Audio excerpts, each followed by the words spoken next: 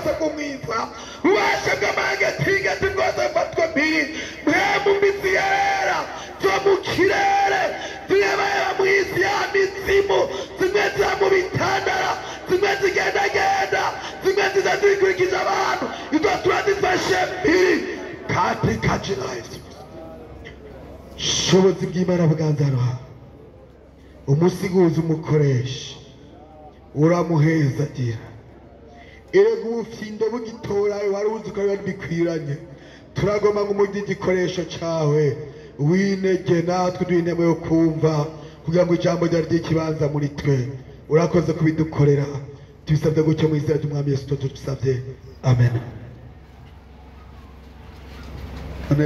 ducakama twumva ijambo ry'Imana duha ikaze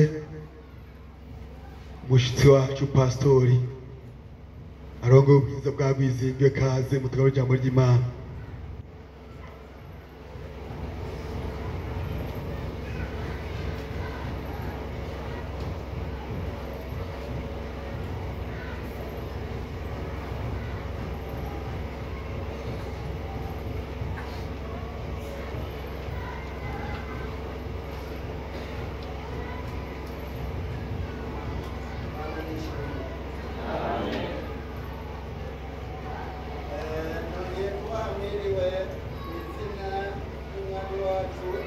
Kristo.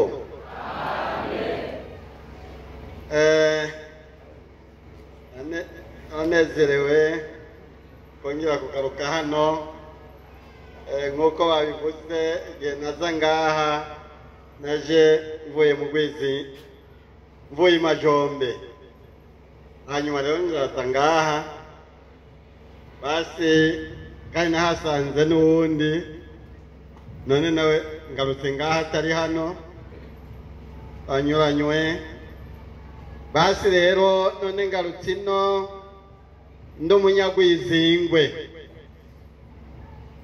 kandi igihe naza ngaha twari twasezeranye yuko namwebwe muzozi wacu mugabo ntimwari bwaze none rero ndagarutse n'ubu subira kubasaba kuza iwacu nawe kugira ngo ibyo mutugirira natwe tubibagire none nibyo bari byiza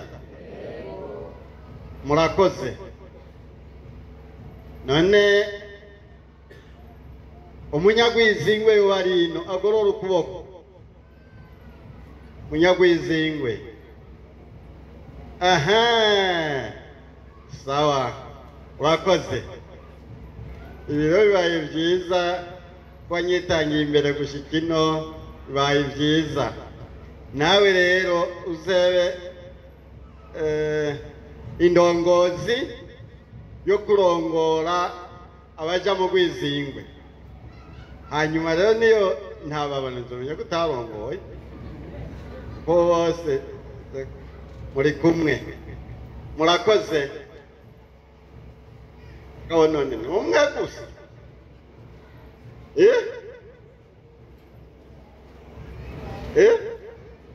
mugabo kakandi uyaramaze sikazima hazi niya taboneka nari kuvuga nti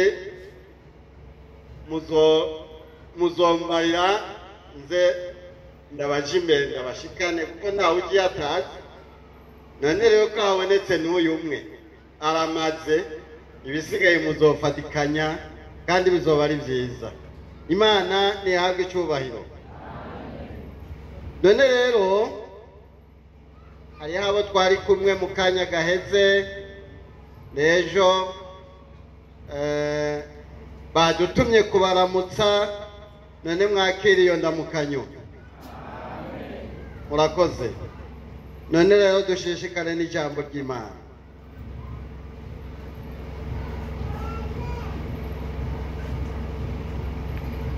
soma ngaha mureke chete dusoma ngaha mureke chete kumbure cha Timoteyo chete cha mbere cha Timoteyo cyo ngomba gusomamwo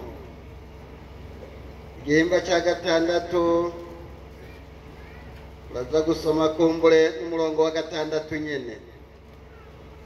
Cete cya mbere cya Timoteyo igihimba gatandatu n'umurongo wa gatandatu. Indanzi y'amajambo ivuga ngo ubutunzi nyakuri, ariko kubaha Imana gufatanije no kubumbwa n'ibyo ufise kuvamwo inyungu nyinshi koko, kuko ataco twazanye mu isi kandi ntaco dushobora kuyivanamwo. Ariko iyo dufise ibyo turya n'ibyo twambaye biba bitubumvye. Imana nihabwe icubahiro.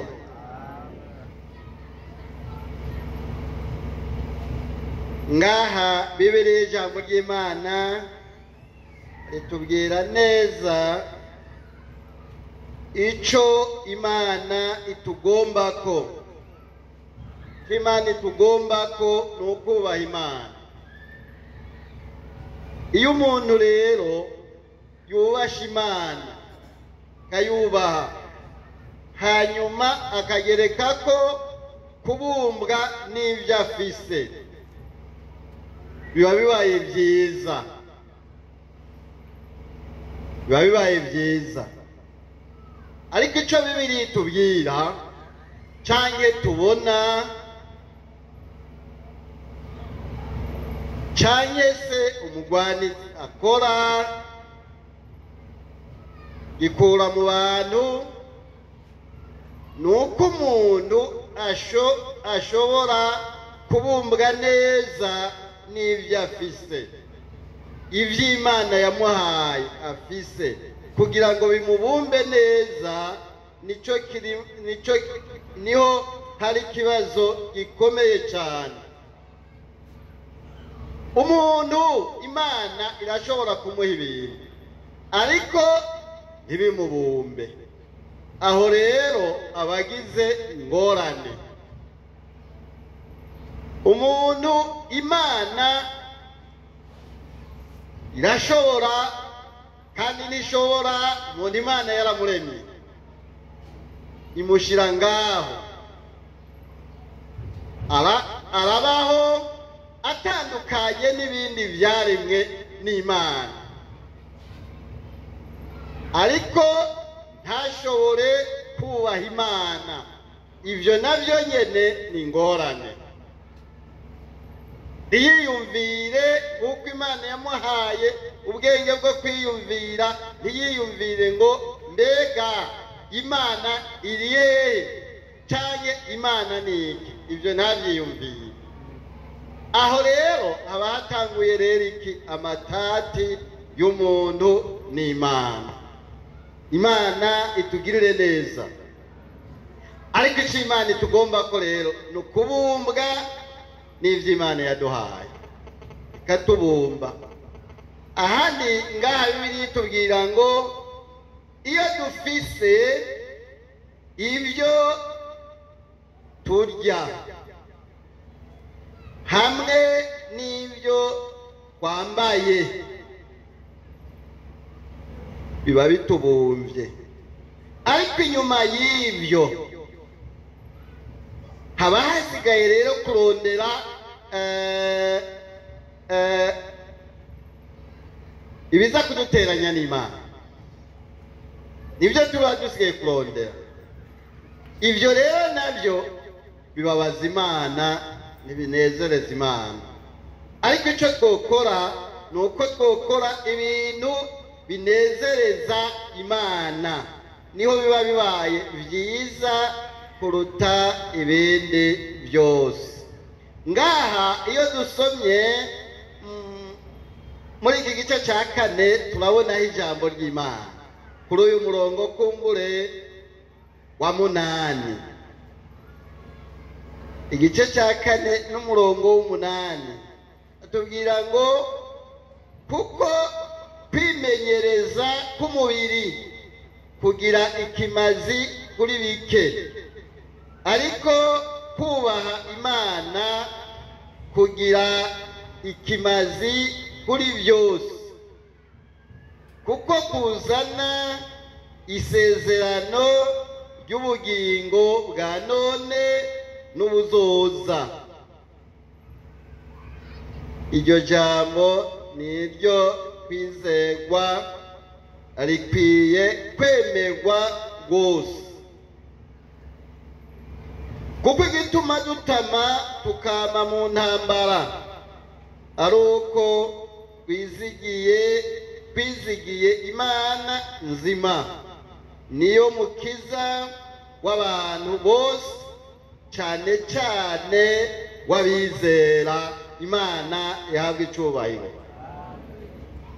Hariho rero n'ibituma dutama umwanya wose tukama mu ntambara. Kimwe womenga nuko twizigiye Uhoraho, Imana isumba byose, ariko ushishikaye ugasoma neza womenga nuko uko kwizera hambavu yako hariho ibibuza ukwizera. Hari ibibuza ukwizera rero intambara ziba zitanguye. Mbega ibyo ubirondera mwiki? Mbega muri ibyo hari iki?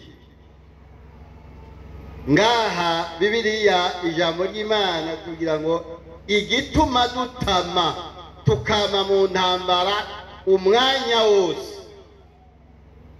uko twizeye Imana nzima. Ariko kandi ukwizera Imana siko gutera iyo ntambara, ariko hambavu y'ibyo hariho umwansi adutuma tutokwizera Imana yaturemye. Bica bikwega intambara. Imana yaraduhaye ibyo turya kandi yaraduhaye n'ibyo twambara, ibyo byose Imana yarabiduhaye. Ariko hambavu y'ibyo byose hariho umwansi. Uwo mwansi rero iyo tutamumenye tuguma muri izo, kandi niyo tumumenye izo ntambara ziraza, ariko Uhoraho azozidukiza adutabare nitwamara gushika. Ngaha Bibiliya ijambo ry'Imana ritubwira ngo uwo mukiza ni uw'abizera, cyane cyane agakiza n'akabizera, naraka abantu bose, ariko cyane cyane abizera, abizeye ko Imana iriho kandi ko Imana izobagirira neza, kandi ko inyuma y'urupfu hari Imana, hariya hirya inyuma y'urupfu hari Imana, kandi inyuma y'urupfu hariyo n'ubundi bugingo tutabonera hano. Inyuma y'ibyo byose Imana itugirire neza. Iyo bibaye bityo rero biba bibaye byiza, na cyane cyane iyo tumenye ibiri hirya. Imana idufashe. Icyo rero umugwanizi ukorera wa mwanzi adutesha ibyo byiza, akatwaka ibyo twambara, basi tuba duhanije gutatana Imana, kuko ntawe uzoshika imbere y'ubwiza bw'Imana atambaye namba. Kandi ikintu cya mbere tuzobazwa imyambaro Imana yaduhaye, ibyo tuzobazwa. Ibyo tubibona iyo dusomye igitabo cy'Itanguriro.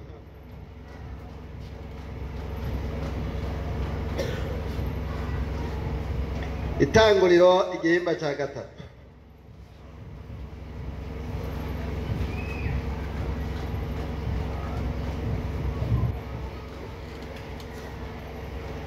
Itangurira igihimba cya gatatu dusome n'umurongo w'indwi havuga ngo amaso yabo bombi arihweza bamenya yuko bagenda amenya badandikanya ibibabi by'imisukoni bironkeramwo uducocerwa. Imana yahabwa icubahiro. Aha rero wa mugwanizi wa mwansi yari yamaze konona umuntu arononekara akora ibinyuranye n'ivy'Imana igomba, biranyuranya. Kandi umugwanizi yari yamubariye, usomye neza haruguru yari yamubariye ati haba n'indeke wewe ntuzopfa. Kandi niko vyabaye, umuntu ntiyapfuye. Ika mugabo ikintu cyakurikiye ngaha Bibiliya yatubwiye ngo amaso yabo arihweza baca bamenya ko bagenda amenya. Baca batangura rero gukora igikorwa cyo kurondera impuzu bo kwambara. Bibiliya ngaha yatubwiye ngo baca badandikanya ibibabi by'imisukoni bagerageza kwirondera imyambaro bo kwambara.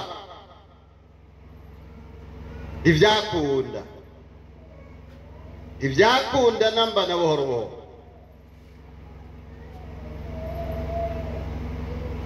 kuko bamaze kuvako umwambaro Imana yabahaye yari yabambitse. Ngaha usomye haruguru gato abantu bari bambaye ubwiza bw'Imana. Ibyo barya byariho bararya, mbere usomye neza womenga ntibanatama, bararya bari bamerewe neza. Ariko umwansi araza arababesha, bica bituma rero bakorokera mu butame bwo kurondera icyo bokwambara ngo kibamara ubwambure. Babona ntibikwiye. Ushishikaye ugasoma neza bibatera no kuvaho bari baja kunyegera, baranyegera. Kubera iki? Bari gusa. Izo ni ingorane zitewe n'icaha, zitewe no kutubaha Imana. Kuko iyo bubaha Imana ntibari kurenga ku mategeko Imana yari yabahaye. Ariko Imana ni inyembabazi, Imana ni inyembabazi n'umutabazi. Ngaha iyo dusomye kuri aka karongo kumbure ka 21 haratwereka neza ubutabazi bw'Imana cyangwa se imbabazi z'Imana. Bibiliya ijambo ry'Imana ritubwira ngo Uhoraho Imana arongera Adamu n'umugore wiwe imyambaro y'insato arabambika. Uhoraho Imana amaze kwitegereza ibyabaye byose arabona ati uyu mwansi arangiriye nabi. Murazi umuntu agucira mu mbibe, imbibe y'uburo, imbibe yirengarenga hajya wazibivye, imbibe y'amashu ahantu bayabivye, imbibe y'amahonda. Eka ahantu hose hari imbibe, naho hoba mu biharage akagucira mu biharage bigoretse arabyonona arabivunagura kuko abakoze nabi.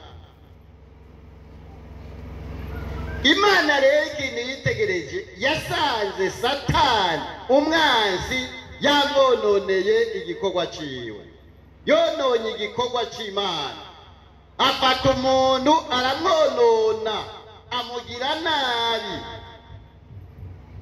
Imana iritegereza ati uyu muntu niyobaho ameze ukubuye namba na buhoro, acarondera imyambaro y'isato arongera arabambika kugira ngo bikunde bongere kugiriranira imigenderanire. Imana itugirire neza. Amaze kwandika abo bantu rero, iyo dushishikaye gusoma ijambo ry'Imana twereka ngo Imana rero ikirabashingira karimbi ati gerageza rero mutangire uwo muntu, mumutangire agumiyo, mutangire kugira ngo ntashishikare uwo mwanzi amuteza konona ibintu by'Imana. Ngaha iyo dusomye Bibiliya niko ijambo ry'Imana ritubwira.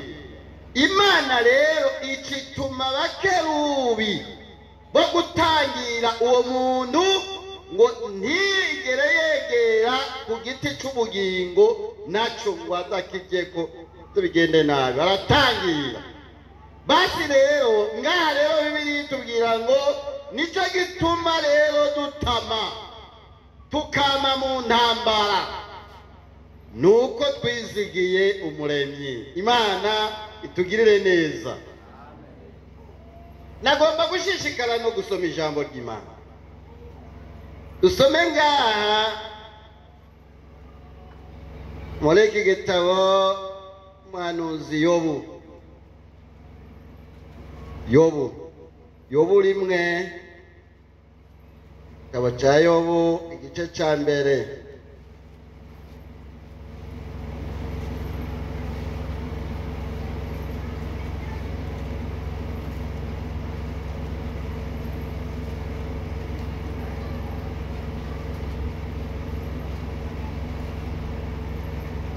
Yobu igihimba cya mbere nagomba gusoma n'aka karongo kumbure ka 21.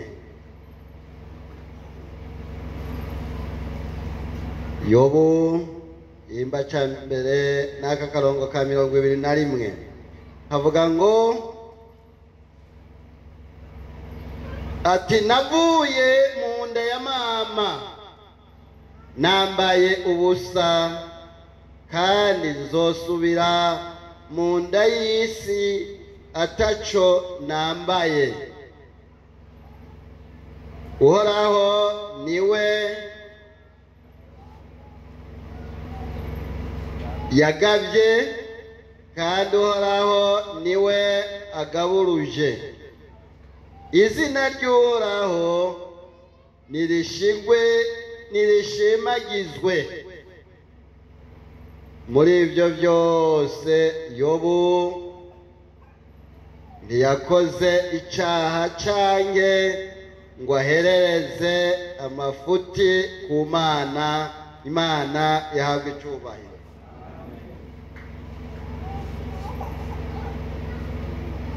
Bibiliya itubwira ingene uyu musavyi w'Imana Yobu naho yari mu magorwa muri za ntambara yari muri zo. Iyo usomye neza haruguru amatungo yari yaheze n'abana bari baheze n'umubiri imbere warimwo. Bibiliya ijambo ry'Imana ritubwira ngo icyo gihe Yobu yari asigaye ariko ibihute gusa. ariko aravuga ati imana niyo yagavye kandi none niyigaburuje. Imana niyo yari yarampaye ibyo bintu byose, none niyo ibitwaye, none ngire gute? Imana igombye cyose iragikora. Abana barabayo, ibintu byari byayo, ari inka ari imirima byari byayo, none niyo yabitwaye. None nkora iki? Ngaha Bibiliya ijambo ry'Imana tubwira ngo acarisha ati Imana niyo yagabye none iragaburuje, none byose Imana nishemagizwe kuko yakoze ibiyihimbaye. Iri jambo rero riragoye kandi riteye ubwoba iyo rishitse ku muntu wese. Ni ijambo ni igihe giteye ubwoba, ariko twibuke neza umuntu iyo avutse nta mpuzu aba yambaye, azisanga ku isi. Mugabo iyo agiye baramuha iyo agenda yambaye, ajyana iyo. Mugabo nta kindi ajyana mu ntoki, oya bamwambika ko iyo yambaye agenda, nta kindi kintu ajyana mu ntoki. None ubutame bw'umuntu bwamufashije cyangwa se tureke gukora?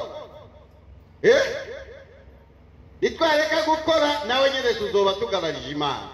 Ariko ikintu cya mbere twubaha Imana, hanyuma dukore ibihimbara Imana. Erega biriho, dukore ibikorwa byo guhimbara Imana biriho. Ariko turetse gukora tuzoba dukoze ibyaha, kuko iyo dusomye igitabo cy'Itanguriro, erega Imana ihejeje kurema umuntu yamuhaye itongo ngo aririme, aribungabunge, arigirire neza. None yoreka gukora? None Imana niyo bimubaza. Ariko ikintu kibi niyo dukoze ibinyuranye no kugomba kw'Imana. Iyo dukoze ibinyuranye n'ivy'Imana igomba, tuba dukoze nabi, kandi nabi cyane. Kandi ibyo rero birababaza Imana. Ariko icyo Imana tugomba ko tuyubahe. Ngaha Bibiliya ijambo ry'Imana tubwira ngo iyo twaronse ibyo turya biriho n'ibyo twambaye biba bikwiye, ibisigaye si byacu. Imana itugirire neza. Nagomba guhava ndangiza kugira ngo dusenge Imana, kugira ngo duhe Imana icubahiro. Turangirize ngaha kumbure muri iki gitabo cy'umusigozi, musigozi igihimba cya 5 turabonaho ijambo ry'Imana. Hanyuma duce twunamika amaso dusenge Imana.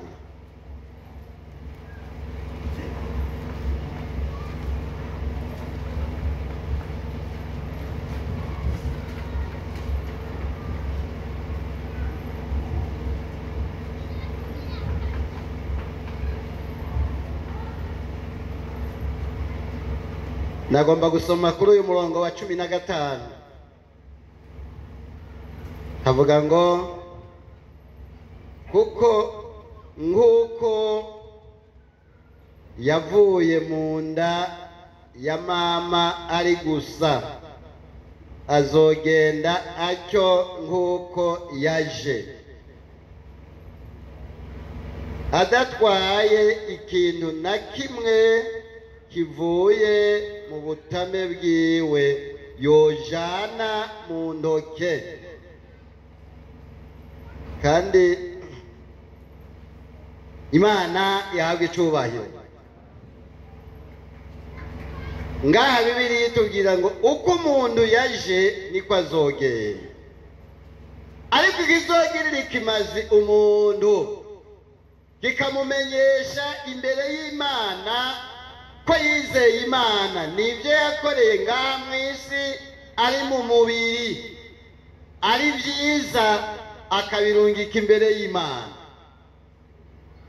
Ibyo nibyo bizomufasha gusa, ariko ibisigaye byose nubusa gusa. Mbere Bibiliya ngaha ijambo ry'Imana ritubwira ngo ni nko guhahamira umuyaga gusa. Imana itugirire neza. Dusenga Imana dusomye uyu murongo w'Ifilipi wo muri igicete cy'Abifilipi.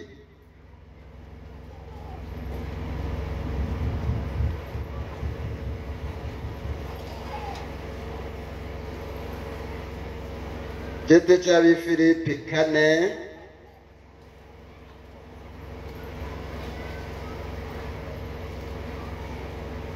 dusoma n'uriya murongo kumbure w'11. Filipi 4 n'umurongo kumbure w'11 avuga ngo simbivuze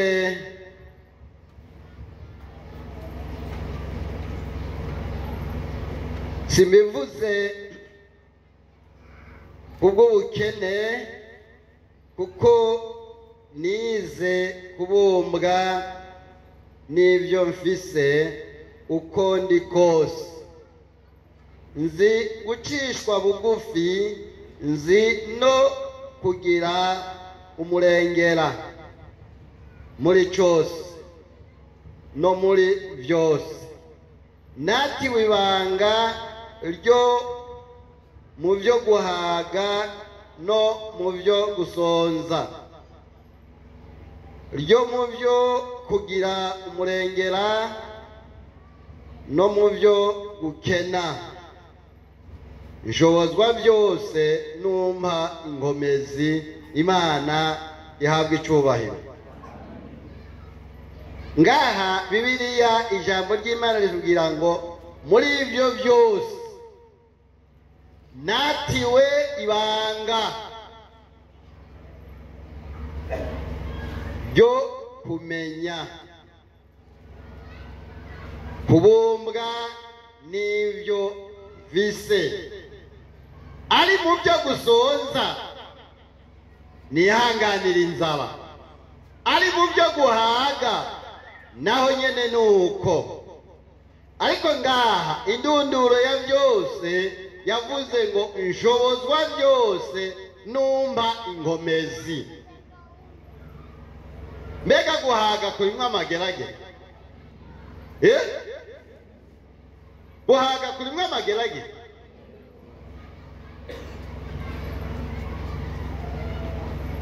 Gusonza kurimwo amageragere? None dukora iki? Dukora iki none? Muze rero twubaha Imana. Kubaha Imana kuko Imana yonyene niyo izodushoboza kwihanganira neza guhaga. Umuntu ahaga akabyihanganira.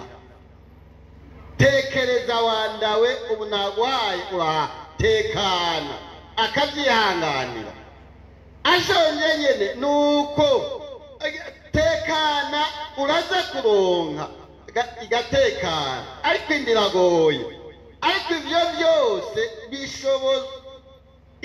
ubishobozwa n'iguha inkomezi. Imana isumba byose, ariko kubwawe ibikunda. Nico gituma rero dutama tukama mu ntambara iminsi yose. Imana itugirire neza. Dusenga Imana rero iduhe ibyo banga, iduhe n'izo nkomezi, bizoheza bigende neza.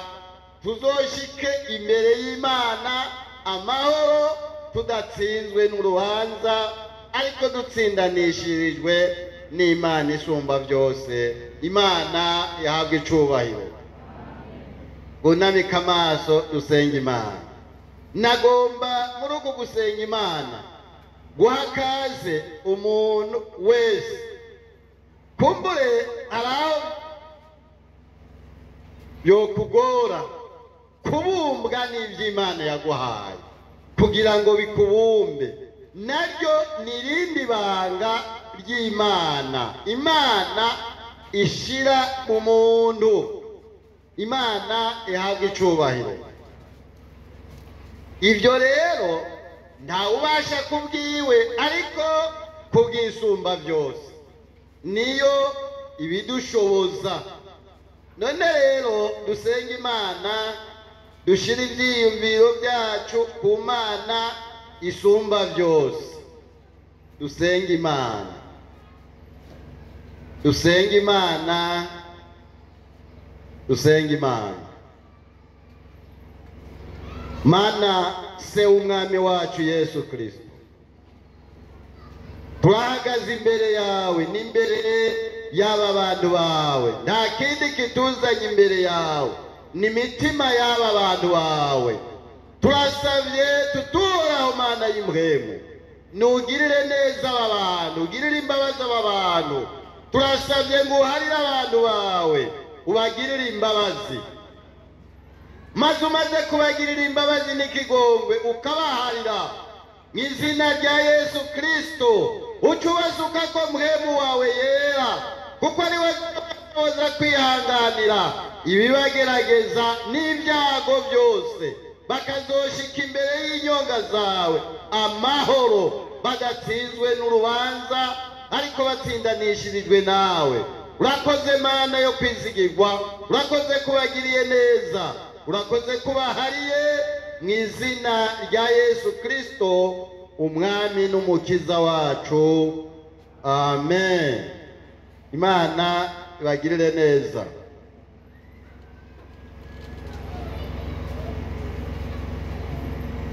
Musubire mu bibanza byanyu, ibisigaye muzoshishikara kubitunganya.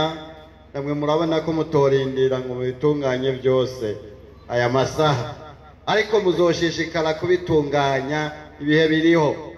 Dusengera abagwayi, umuntu afise intege nke z'umubiri niwe tugira ngo dufashe gusenga Imana. Hanyuma duce dusaba pasiteri wa hano yunamuke abasengere, abasabire kuhoraho Imana isumba byose. Kandi namwe mushishikare kwizera ko Imana nyene amahoro ibagirira neza, ibakiza. Mana data wa twese uzagiye mu ijuru, turagukenguruka kuba ijambo ryawe rizima rimaze guca imbere yacu, kandi uhereye kera hose ijambo ryawe iyo rivuzwe wamye urishikirisha imejo n'ibitangaza. Aba rero bahagurukanye ukwizera, baraje imbere yawe bafise imitwaro baremeye indwara, bagize ukwizera ko ariwe muganga mwiza. Uyu mugoroba turabatewe mu imbere yawe mwami, ubushobozi bwo gukiza no gusangangura indwara umanuke. Wavuze ngo nimwagira ukwizera hagati ka sinapi, muzobwira imisozi itabwe mu kiyaga bizobabera kuno. Nta kindi, nta yindi misozi hari. Wari kuba kwibazo bizoza, indwara, imitwaro, ibigora abantu, ibibazo abantu. Uyu mugoroba rero turasabye ngo ubushobozi bwo gukiza indwara, kiganza kibohora, kitari kigufi ngo gitabare. Turasabye ngo uyu mugoroba wongere wihishure, uhanamire ububasha bwose bw'umwiza butsindwe. Ibihanamiye ubwoko bwawe Mana, ubihanamire abantu bagukakijwe nawe. Urakoze kubakije kandi wabuhoye, mu izina ry'umwami Yesu Kristo tubisabye, amen. Murakoze urorera ubushobozi bw'Imana.